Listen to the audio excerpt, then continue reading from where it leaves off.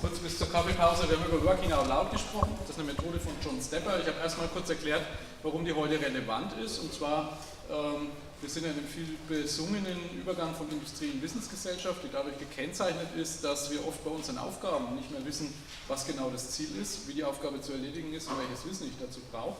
Und wo blöderweise mir auch mein direkter Chef oft nicht helfen kann, weil der vielleicht ein ganz anderes Thema hat. Also geht es eigentlich darum, wenn wir an Wissensgesellschaft denken, da fallen uns so Worte ein wie Offenheit, Transparenz, Reuse von Wissen, Vernetztheit, sozusagen irgendwie dieses Netzwerk herzustellen, was mir bei der Erledigung meiner Aufgaben helfen kann. Und genau das ist Working Out Loud von John Stepper.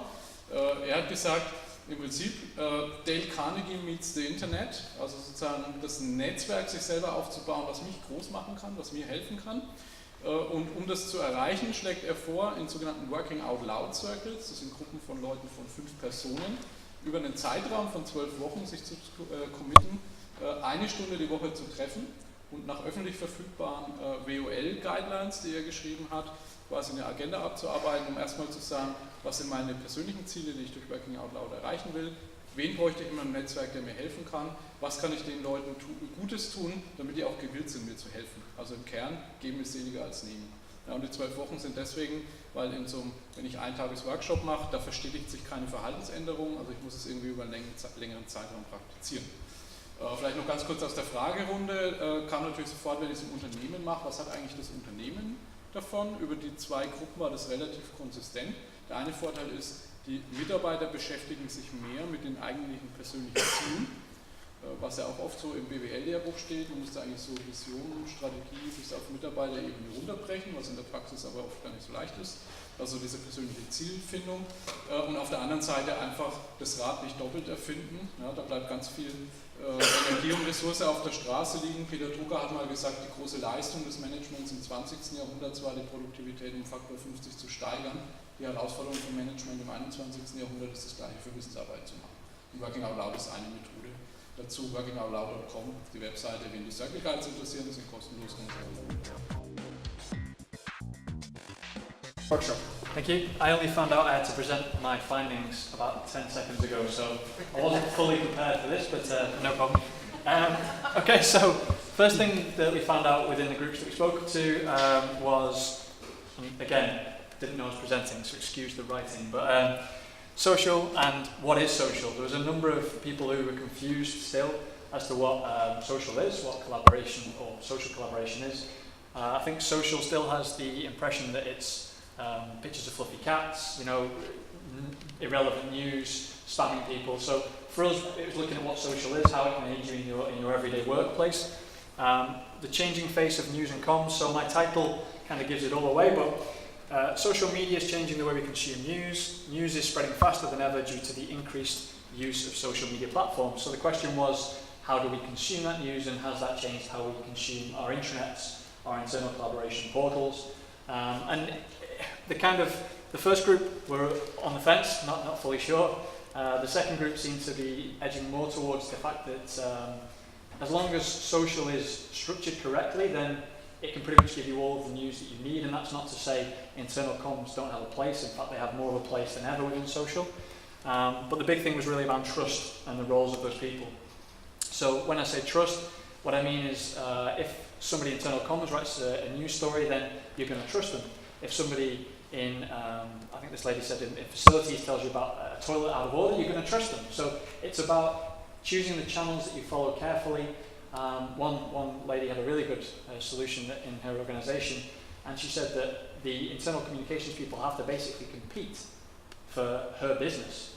You know, the way Twitter tries to get followers because they try and give you interest and clickbait. Internally in organisations, it should be relevant news, it should be projects, it should be things that are relevant to your business and your working life that drive you to consume and follow those channels of information. Leads us kind of onto the last bit which we touched on. We found that unless there's a reason to go back, so whether that's notifications, whether that's devices, whether it's being mobile, unless there's a reason to go back to your internal communications, your portal, or the channels that you follow, then why would you? If comms is putting a news story there once every 2 days, no one's going to care. If it's your peers, if it's people you work with, giving information on projects you're working on things that are relevant to your working life, then of course you're going to go out every day. So, as I say, not a complete conclusion to the question, but I think we've noticed a bit of a trend switch, and definitely social, and particularly social collaboration, when run correctly, has more of a place in the workplace than ever. Thank you. Wir hatten, ist das an? Ja. Hört man mich? Ja. Wir hatten eine sehr breite Diskussion. Wir haben uns an der zukünftigen Unternehmensstruktur entlang gehangelt, haben überlegt, okay, es kann ja ein Kernunternehmen weiterhin geben, dann so eine semi-offene Projektebene und dann so ein ganz weites Netzwerk. Wir haben dann zunächst überlegt, wer das Ganze zusammenhängt. Brauchen wir eine neue Führungsrolle, die Integration Manager heißt, oder wird das vom Netzwerk getragen? Waren die Meinungen geteilt, sehr intensive Diskussionen. Wir sind auf einen neuen Punkt außerdem gekommen, der besagt, in der Zukunft brauchen wir sehr viel situative Führungsrollen, also gar keine statischen Rollen, die zementiert sind, sondern Führungspersonen, die zwischen verschiedenen Facetten der Führung wechseln können und da ganz unterschiedliche Rollen einnehmen. Wir hatten hier ganz kreative, den Troubleshooter, den Coach, den Failure Manager, den agilen Manager und insgesamt die Konsequenz oder das Fazit bei allen, wir brauchen eigentlich Rollenhopper sozusagen als zukünftige Führungskräfte.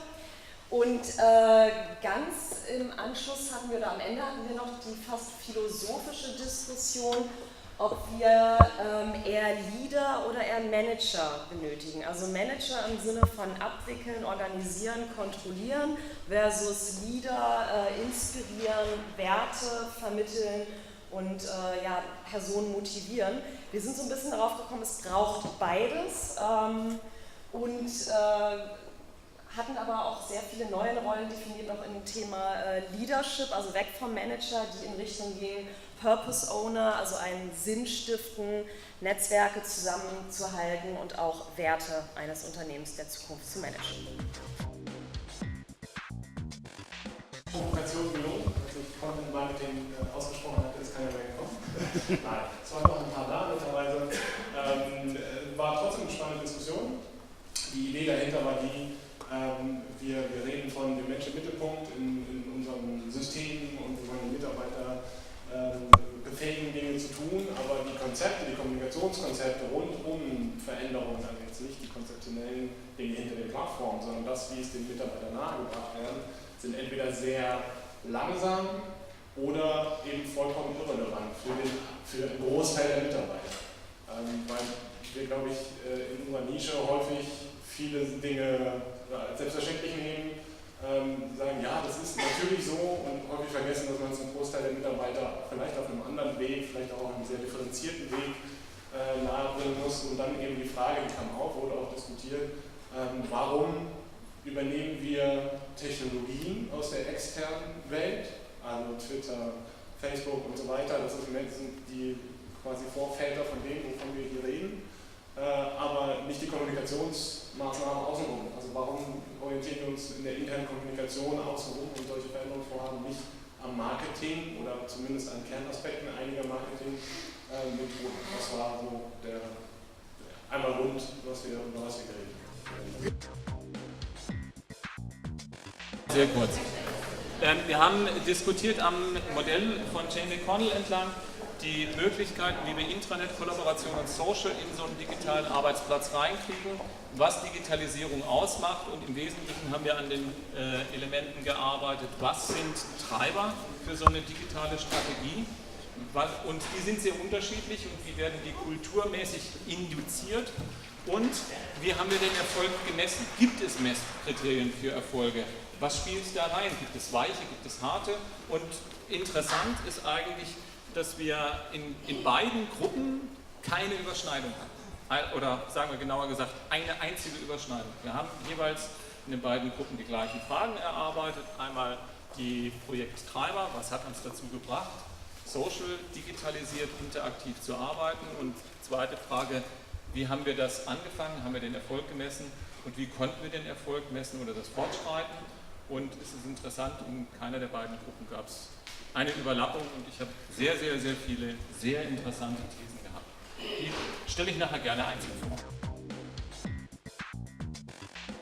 Wir haben uns angeschaut, wie man alle Mitarbeiter im Unternehmen zum Thema Digitalisierung mit einbinden kann. Es geht darum, dass wir jeden mal ausprobieren lassen, was es eigentlich bedeutet, Digitalisierung zu machen. In meinen Workshops biete ich den Teilnehmern dann Alltagsgegenstände an, Barbiepuppe, Quietscheente, Lego, Gasflasche, Mülltonne. Man kann das entsprechend vorbereiten, mehr oder weniger. Man kann verschiedene Methoden dafür benutzen, um so etwas zu machen. Und wir haben das dann in beiden Runden mal durchgespielt. Erstmal hier oben schauen. Ich habe den Mülleimer hier hingestellt und bei beiden Teams war es so, dass sie analog gedacht haben, da muss ein Gewichtssensor rein, da muss irgendetwas rein sein. Aber eine Waage analog auf digital umstellen ist noch nicht Digitalisierung. Im zweiten Schritt haben wir uns dann damit beschäftigt, was es bedeutet, Digitalisierung, vernetzt, Bots, Smart, Big Data, künstliche Intelligenz, alles, was wir heute Morgen gehört haben.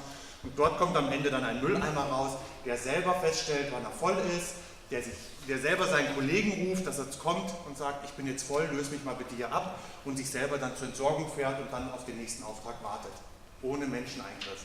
Das ist Digitalisierung, das haben wir mit dem Mülleimer gemacht und das haben wir hier mit dem Fahrradschloss auch gemacht, auch hier geht es um Vernetzung.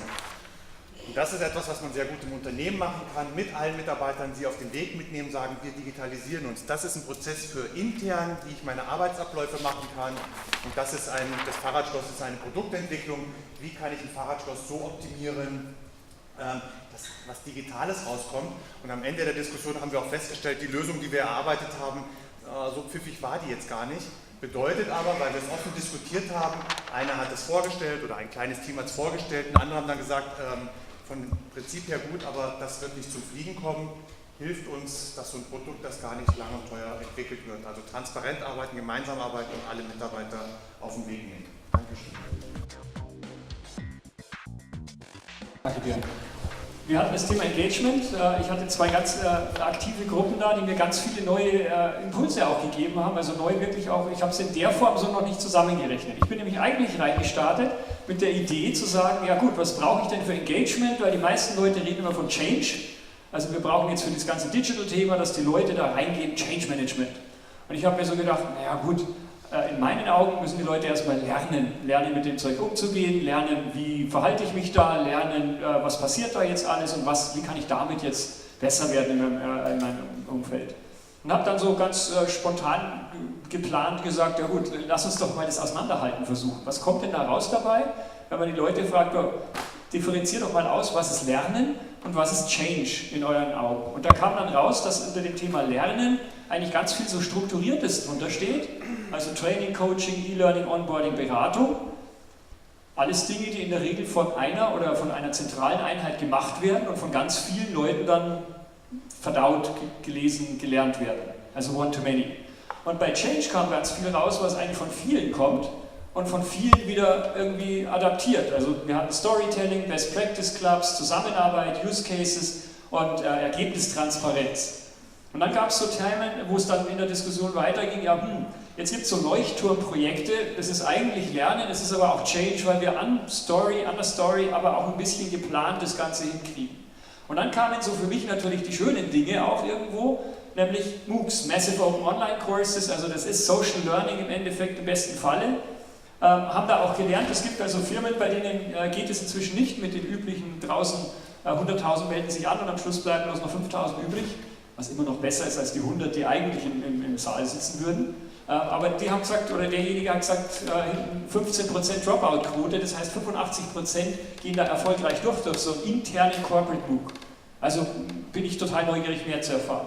Working Out Loud, und die zwei sind deswegen blau eingekreist, weil ich in der zweiten Frage gestellt habe, welches von diesen Dingen würden euch persönlich jetzt in eurem Verhalten verändern?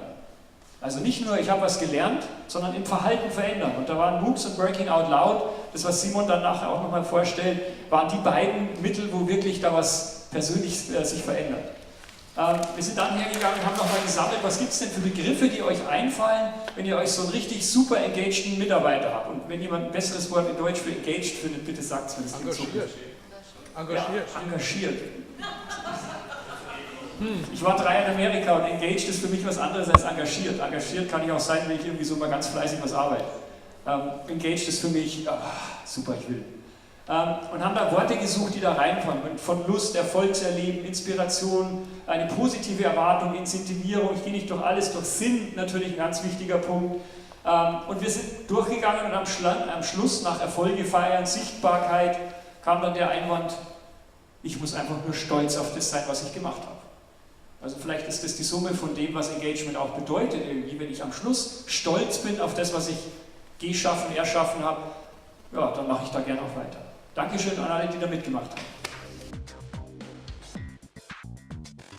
Speed taxonomies, it's much more interesting. So we had a really interesting, very diverse two groups, all the way from expert, chief taxonomy officer who's been doing this for 15 years, to someone who says, yeah, I have tags and keywords, but what's this taxonomy thing? So it was a very broad group of experience, and what I found really interesting is we had exactly the same conclusions. And so what the topic is the power of simple expertise taxonomies. What's the problem? Is, you know, we start with keywords. We all know keywords. We tag our folders, we have our keywords, whatever that is. If you go bottom up, of course the problem is that's not something that can be used to search and find things, certainly not in a contextual computing construct. It's not easy to share my own personal preference for terms with other people in the organization. And so it's very hard to find experts and to link people to people and people to content. So a lot of companies say, aha, we have a structure from the top down, and we're going to create an exhaustive taxonomy that matches the corporate structure, that is exactly identifying those things, and we're going to then ask people to use it. And of course, the issues are with both, and the issues are, well, if it's not something that I've helped to create and it's not in my terminology, then I don't feel comfortable with it. So in fact, there's problems with both of these approaches. So it was a unanimous conclusion that we need a different way of thinking about this, to innovate, in fact, the way we're creating, the way we define expertise and the taxonomies to match up things in our organizations. Also the way we manage them. Because if you end up with a top-down thing, guess what? The person who created that thing is then the bottleneck and the keeper of the taxonomy. So if you want to have communities where you have very simple structure, like the platform as we were talking about this morning, and allow different community managers to actually help in the curation of this taxonomy, then we need a different way to work. So our concept is to say, okay, and our workshop was, all right, we're going to create in less than 6 minutes an expertise taxonomy for industrial Internet of Things. And I'm very pleased to congratulate the groups. Actually, both of them did it in under 5 minutes. And of course, it's not an exhaustive taxonomy, but based on taking the keywords that represented the most important expertise of what they think, you know, this is not IoT experts, but certainly you know the expertise of your organization and you know what those key terms are. So we always start from the bottom up, and then to say, have a basic structure, to say, how do we structure that, then to identify the key areas of taxonomy for your company or your business.